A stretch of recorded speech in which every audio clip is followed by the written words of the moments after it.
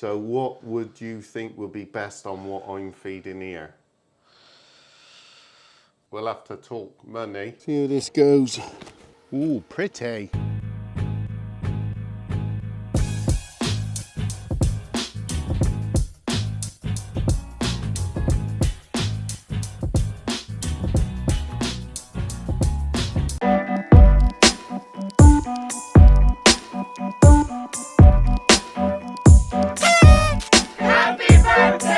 Here we go again. We got Andrew Millington here, and he's come to give me results for all the silage in the maize and some bales and stuff, and see how we get on and what we can do about, you know, feeding the cattle and stuff. And yeah. What to do. So we'll probably, if we run through it in the order that we analysed it, then there's a little bit of correlation there then. So we did the main pit first, which was the silage that you'd bought in and you hauled back up in the summer. So like you said, Ed, it was really, really dry. The top stuff, because it So we got the top silage is like 50% dry matter. Is it? Which for pit silage would be dry. Really that'd dry. That'd be haylage, really. I know but to be fair, I know it kept. was. I know I was bringing it in. We couldn't get in quick enough. No. And, it was just drying and drying. And So drying. we've got a fairly good sample, which I'll leave these here with you, and you can just take a picture if you need to. But basically, you've got 12.3% protein, which is good. Yeah. There's good intake potential because it was a first year lay. It's quite digestible. Right. So they're going to eat it. If that was old silage at 50% dry matter, you'd be struggling to get them to eat it. Right. You'd have a fair bit left. They seem to eat it quite happily. Yeah, they would do. And it's just a little bit low in ME. So just low in energy, basically. Yeah. And it's not as digestible as it could be on your D value. It's 2.1% sugar. So on a sample, you want everything green, really. Yes. And to be fair there, you're pretty green. Just to have a bit more energy. Now, in your finishing cattle, you can add your barley to it, and that's gonna push that up. Build that up, get you back to where you want to be. Yeah. So there's, that was the top. Well, like I said, I've been using this for the dry cows, whatever. But the bottom, which is this one, Now, that is different from the top of the pit. That's quite interesting, from the top of the pit to the bottom of the pit. Yeah, so this one is 44% dry matter. Right, so it's a bit wetter. So a little bit drier. Bit drier. It's 14% protein. Right. So it's 2% higher in protein, which is good. It's 10.2 ME. Yes. Which is obviously better than 9.3. Only 1.5 sugars. The rest of it is very similar. Your intake potential is quite high on this as well. Right. So that's quite good. Digestibility is a little bit low, but that's fine. Like you say, they are eating it and it's going through them. And neither of them have an excessive acid load at all. Right. And they had quite good fermentations from looking at the acid loads in it. So, yeah, generally, like you said, your farmer gut feeling was right, wasn't it? Yeah, as much as we can implement the science behind it, it's good to know. Yeah, well, I mean, this is something, I've only ever had it done once before, but it was years and years ago. So it was just a pit. They haven't done one sample, and that was it. But, yeah. So then we did some bales on the right-hand side. Yeah. Which were 37% dry matter. Right. So probably where bales want to be. Right. Somewhere in that level. Yeah. 12.6 protein, 9.3 ME. So again, low in energy. Yeah. So you can bring that up with your maize. Yeah. And if you bring it up with a maize, you'll have to supplement some protein, technically. that sounds like another sales job. Yeah, it does. Anyway, we can miss that bit on camera.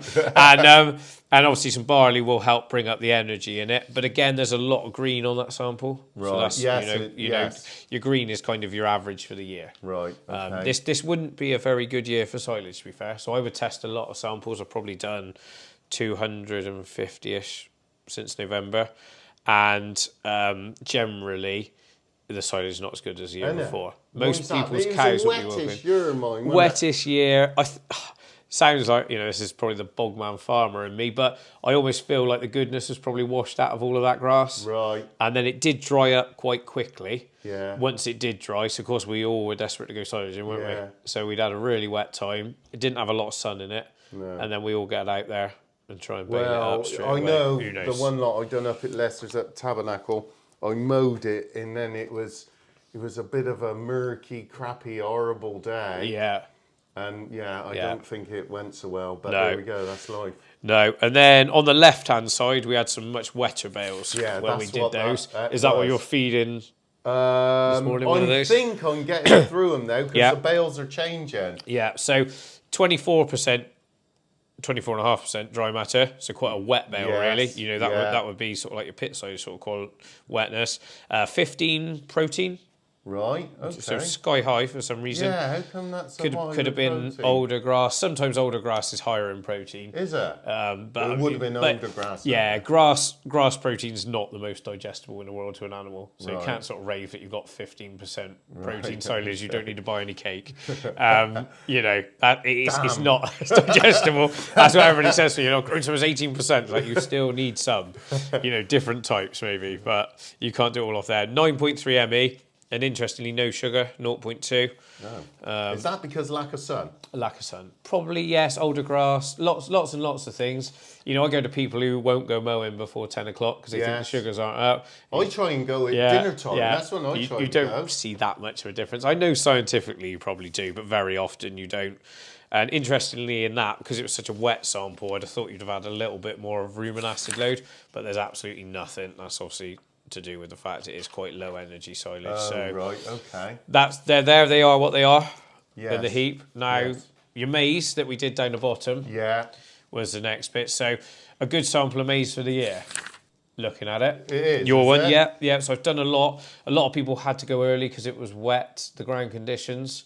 In that case. So it gave them green maize. It's Right. probably only 24% dry matter, a lot of people's. Yeah. Yours is 33. Right. On an average year, we would aim for 30. Oh, right. Okay. Okay, so with maize, your average for the year would end up being 30% dry matter Yeah. and 30% starch. Right, okay. So a lot of people this year have been 24% dry matter and probably maybe 26, 27 starch, something Right, like that. okay. So your 7 protein, really high digestibility, which is great. 11.4 ME, which is really high, which is Yes. brilliant again, and 29.5 starch. So Right. absolutely Oh, smack crikey, on. yeah. Really, for what you're doing, what you're trying to produce, you got that right. So you're Right. you're- I did. I went and looked at the maize, was going to chop it, and I thought, no, it's a bit green, this, that, and the other, and I left it. And I left it about, I reckon, 10 days, Yeah. 10 days, Yeah. and I'm really pleased that I Yeah, did. yeah. At the time, I thought, because the weather's bloody raining, what if I'm going to Yeah, have trouble getting yeah, the stuff off? You did the right thing there. So- You know, you've got something nice and dry, and you've got something that's got plenty of starch. Right, that's good. And that's what great. you grew it for. At the Yeah. end of the day, you grew it for the starch. So Yeah. you know, quite disappointing when someone gets a low one. But you know, that's farming, and probably you look at your 10-year average thing. If you're growing maize, Yeah. you get it right Well, more I haven't got times. You get it 10 wrong. You ain't years. got This 10 is, years. Hang on, what's this? This would have been my 4th year, so I'm going into my 5th year of Yeah, maize. yeah, there you go then. So, So- yeah, you're getting there. You're getting an average. So, yeah, all in all, it's fine, you know, but you can only work with what you've got here, Yeah, importantly. that's right. Yeah, of course. And you don't need to change too much. I mean, you know, majority of your cattle are suckler bred, aren't they? So, Yeah. you know, they finish easier than anything dairy bred. They go on, they do bits their and pieces, thing on they their do it. runs, and then Yeah, wean them off. And yeah, away you go. yeah, that's it. Away you go. So, hopefully that's interesting. But I'll leave these with you here if Jamie wanted to take some pictures of Right, them. okay, Just yeah. so people could look at them if you wanted. That's absolutely fine. So, do you want to... Now, Mum keeps chirping on to me. She wants... Because we ran out of feed Christmas Yes. time. Yes. Now, we want to put some hard food or whatever back into the fat cattle. Yes. So what would you think would be best on what I'm feeding here?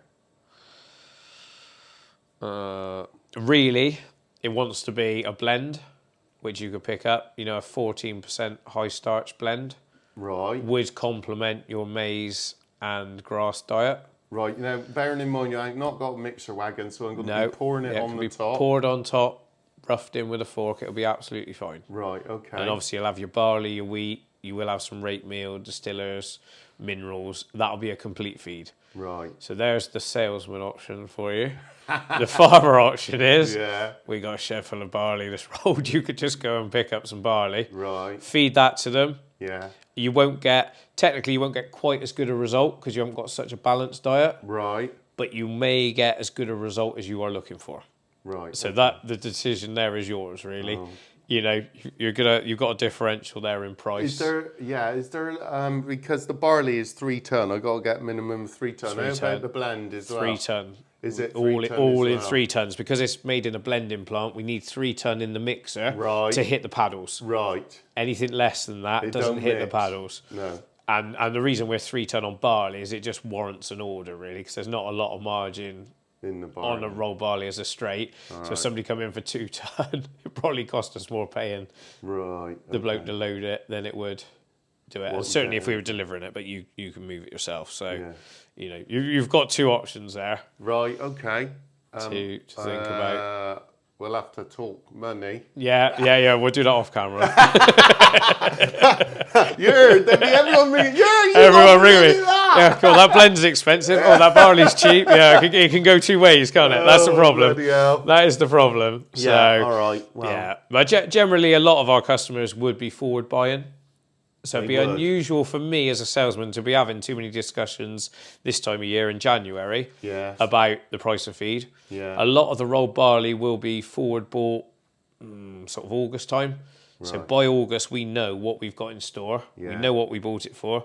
We know what we're going to get charged storage on it. We know the rolling. Yeah. So we can predict a forward price, and we would sell a lot forward. People would fix a price until sort of, the end of April. Yeah. Generally. Right. Some of them would do it until harvest. Some big users. We got some people take 18 ton a week off us. Several of those. Yeah. So we know on a Monday morning one of our lorries is going doing that.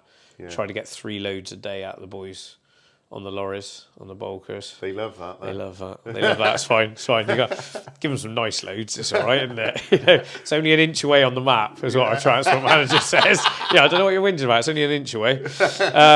So that's an option. And the same with blends. I mean, obviously at home I feed a lot of blend. You do? To cattle. So I ad-lib finish.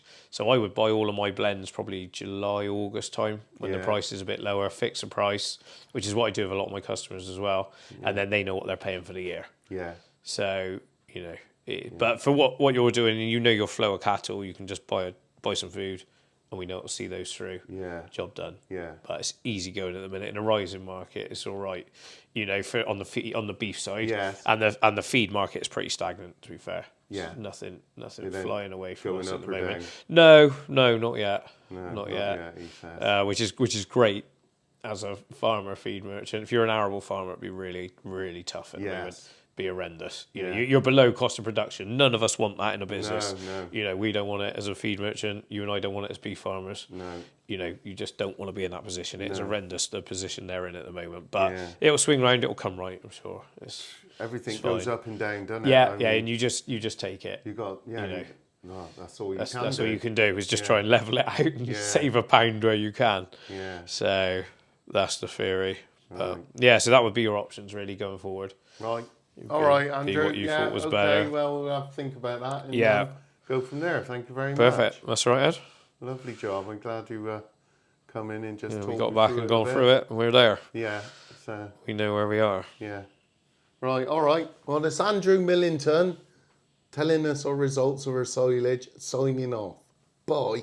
Right, I'm back again. See if we can fix me digger. That's the next project. We've got 2 options. I've got to have it all together here and just tack it up so it's all in place where it needs to be. And then I can take it all apart, have this dipper arm out and weld it. Or I have a go and see if I can weld it in place. Take the pin back out, move the ram out the way and weld it inside and outside. Maybe put a strap on it, I don't know. We'll see anyhow. Shit, I ought to just cover that bloody ram so we don't get spits on him. He has got a few knocks in him.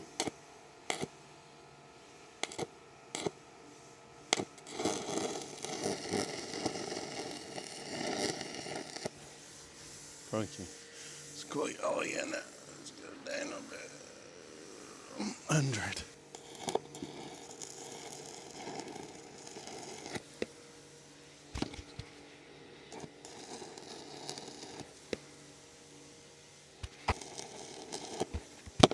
When we keep doing that.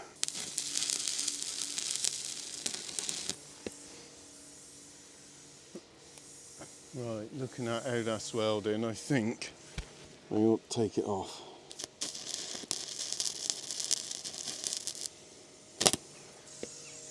Hopefully that'll hold it together enough to do what we need to do, he says. Right, cross your fingers. Hope it don't fall apart,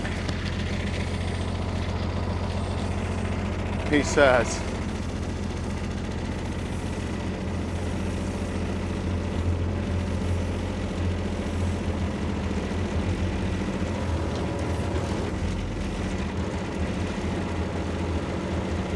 Right.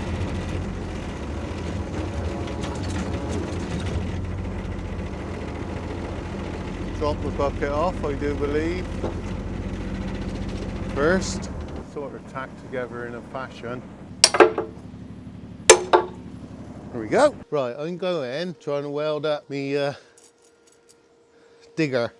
These welding rods, I've had them in, I've gone in for dinner. These welding rods, I've had them on the Raven to warm up to help dry them out. I've seen somewhere some proper welding people, professionals, keep them in a little old oven to keep them dry and whatnot, and they weld better, so say.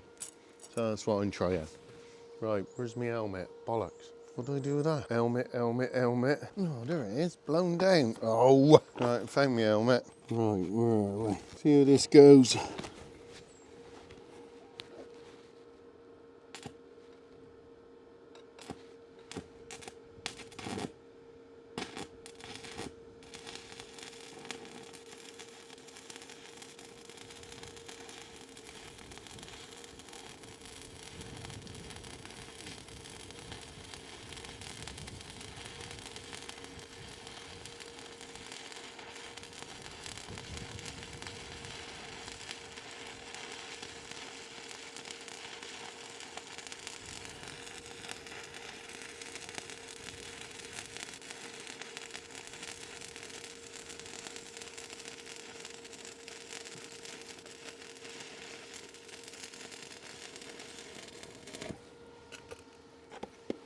Ooh, pretty. Where's me chipper? I had a chipper hammer somewhere. God, I seem to lose everything. Oh well, this have to do.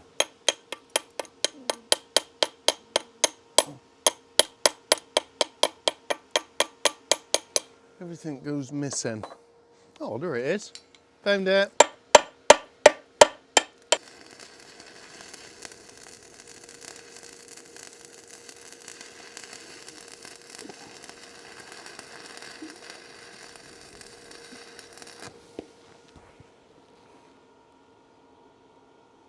Right, well that's a big ass load of weld on there.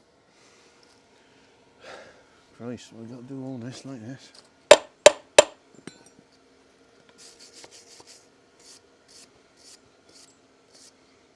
Right, do I weld on the inside of there? Try and pull it back straight because all that weld on the one side. And just on this bit here. Oh, you pillock. Don't go without that on there, do it.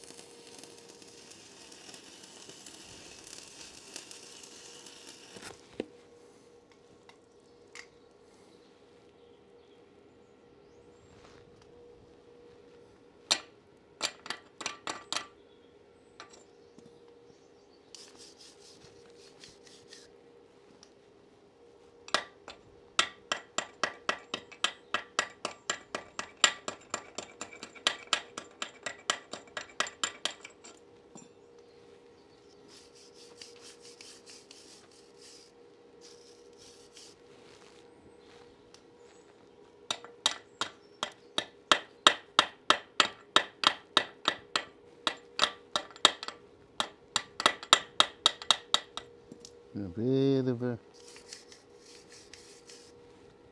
crack through there.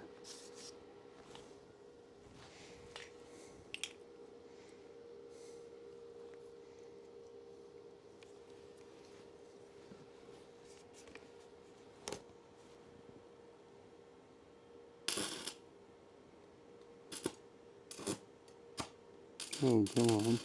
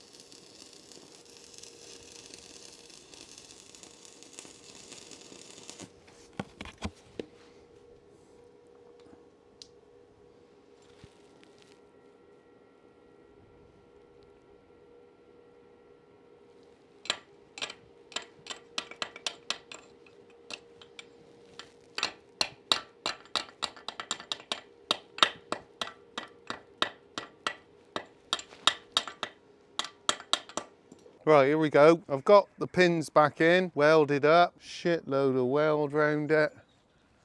I haven't got no yellow paint to finish it off, but that's life. Round in there and there everywhere. It weighs twice as heavy now with all the flipping weld on it, and I'm just bolting up a few things so it'll be done. Put the bucket back on and we should be good to go again. Right, this side's all right. Right, that's that.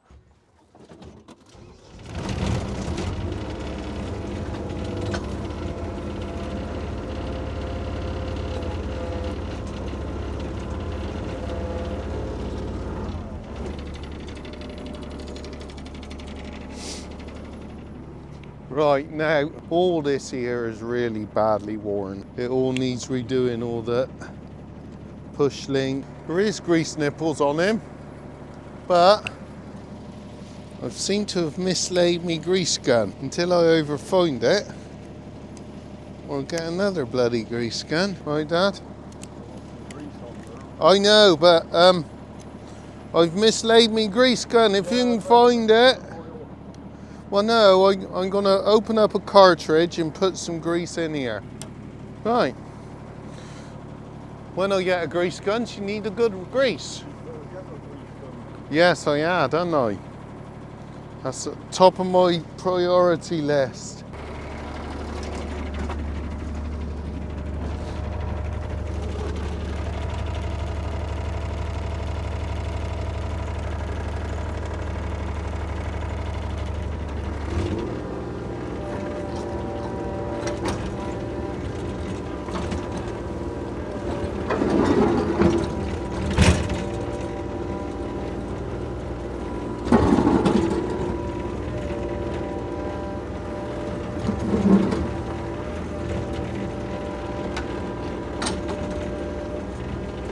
Right, well, it seems to work.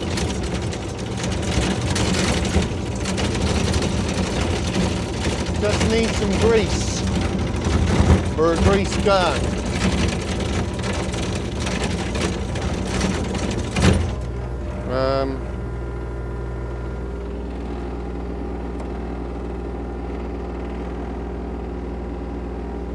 Here we go. Spent the rest of the afternoon fixing this thing. I'm glad I'd done it. I didn't think I would. Well, I didn't think I'd do it in an afternoon.